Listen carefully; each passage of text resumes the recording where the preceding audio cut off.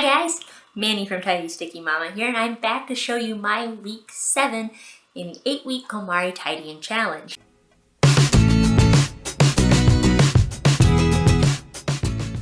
It's more like month 7 at this point, right? I super failed at getting this thing done in the 8-week time span. You know, life happens. Nothing happens in a vacuum, and especially with kids in the house and in a small house, things can take a little bit longer sometimes. But week 7 is all about putting things away, finding things their forever homes. That is something that's quite the process, even when you slim down the things that you own. But putting things away is the single most important thing you can do to keep your space tidy, because when things don't have a home, they don't get put away, they sit around and become clutter. And we don't want that. That's not very tidy, is it? I definitely have more work to be done. I feel like storage is something that has to be at least somewhat fluid, because what you need out of your space changes as your life changes. For example, right now there's a dresser in my son's room that previously lived its life as our changing table, where we stored our cloth diapers, the wipes, and all the stuff we needed to change a baby. He's potty trained, so that space isn't being used right now for that purpose. Right now, what we're using it for is keeping some toys in it, because he needs the toy storage in his room. He doesn't need the diapers in his room. So make your space fit what you need right now. Make a decision about where to keep stuff and live with it for a few weeks. If after 2 or 3 weeks you really hate where it is, change it. Find somewhere else to keep it. Your space needs to spark joy for you. Day 43 is Stash Day, finding everything a home. Marie has 4 basic principles for doing that. Fold everything that you can, store things upright, keep categories together, and divide large spaces. Some things will have really obvious homes, like putting your clothes in the dresser, but there really is no rule saying you can't use a dresser you love for storage in the kitchen, for example. Think outside the box and use what you have and what you love. And, you know, just because you've kept something in the same place for years doesn't mean it has to stay there, or that it should stay there. Now that you've removed everything from your home that doesn't spark joy, you'll have more storage options than ever before, and you should really explore those options. Nothing wrong with keeping your eyes open for a new joy-sparking storage option either, if you feel like the things that you have on hand don't quite meet your needs for the things that you own. Like, I finally got my hands on a gorgeous cedar chest, like I have wanted pretty much my entire adult life, and I'm moving our blanket storage from a plastic tub in the basement to this beautiful thing.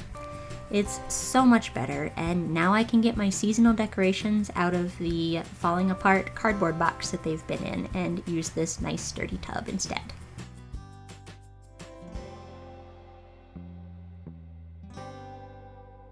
A couple quick examples of dividing spaces here.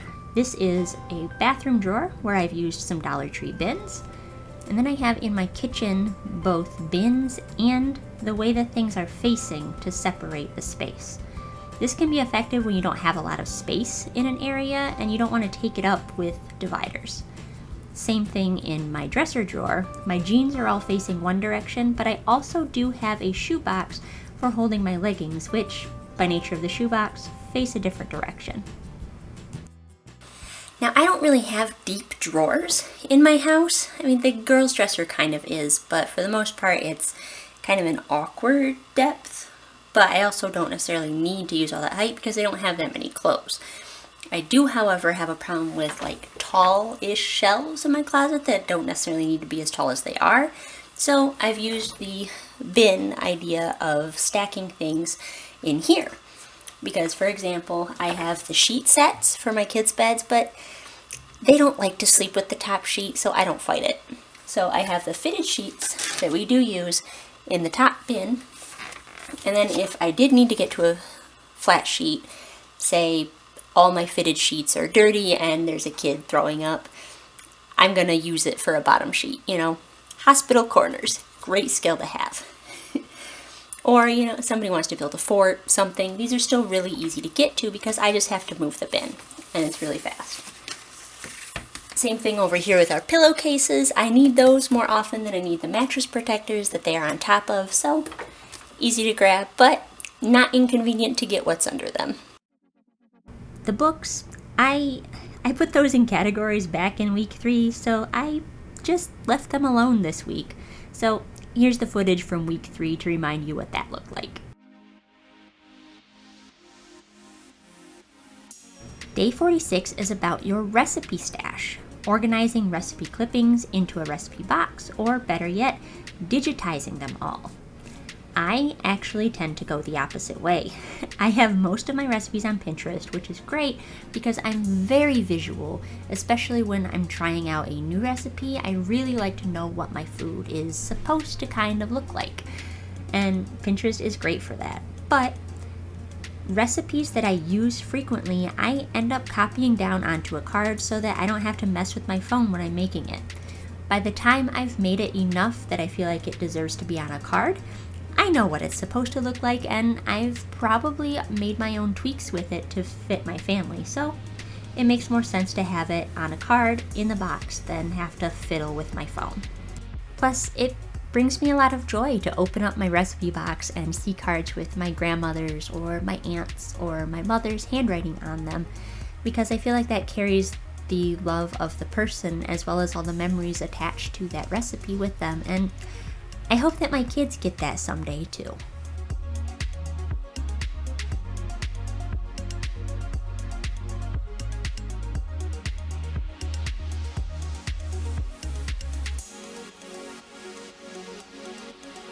The next day, Marie challenged us to use up our kitchen scraps in making a meal, but I took it a step further by making the week's meal plan based around buying as few groceries as I possibly could, and instead shopping my fridge and pantry first.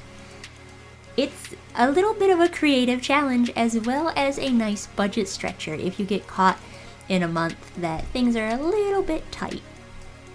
It might not be very useful if you don't tend to keep much of a pantry storage, but even if you can stretch 1 or 2 extra meals out of what you have, it can make quite the impact.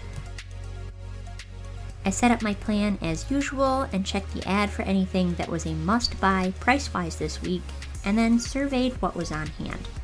You'd be surprised at how many different things you can make with the same few staples if you really give it a shot. Like, I can probably get 5 different meals out of that bag of broccoli, easy.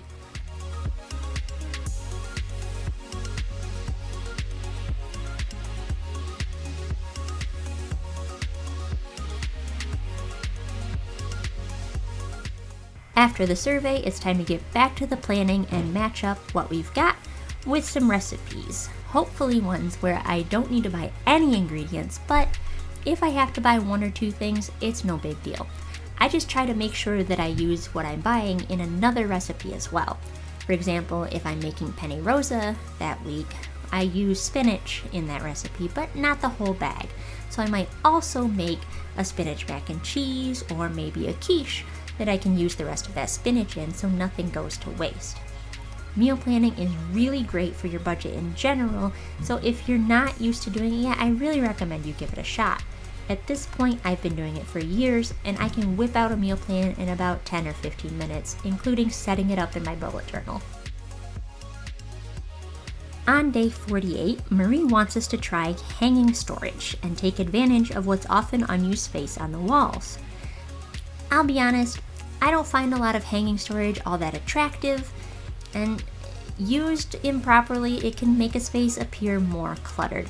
So it's really something that I recommend you use in spaces that are not necessarily seen very often or open to the public rooms of the house. Like, use it in a playroom, use it in closets like I'm doing here, or use it in the shed or a workroom, places where you might have a lot of small miscellaneous things that, if left laying around, take up a lot more space than they really need.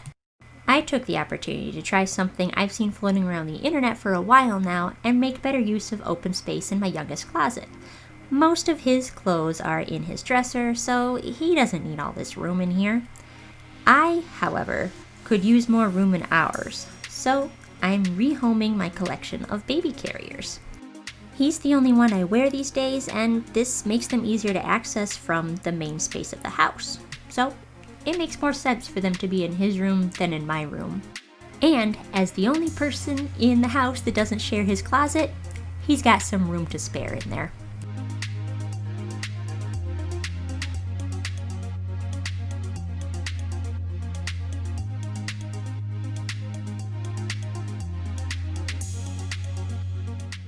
Looking good. Definitely sparks joy to see all of my beautiful baby carriers up on display like that, and it's going to be a lot easier to put them away when I'm done with them, which is going to help them stay nice and tidy. Just a couple examples of hanging storage that are elsewhere in the house. They're a little more universal and really quick to install. The hooks right there for my keys are command hooks actually, so even if you rent, you can pull that one off. The last day of week 7 is about finding ways to use small or awkward spaces, like this shoe organizer turned extra shelves in my front closet, or this part of my kitchen that serves many purposes. These shoe cabinets from IKEA are great in the tight space, especially because that's our back door right there, and we often take our shoes off. This hanging organizer is also great. It helps keep everyone's papers in check, or at least off the counters. The top of the fridge is another space that's tricky, and while I think mine could benefit from less packaging noise, it's a pretty effective space overall. The shelf splitters and some bins up there, it's a pretty good use of space, I think.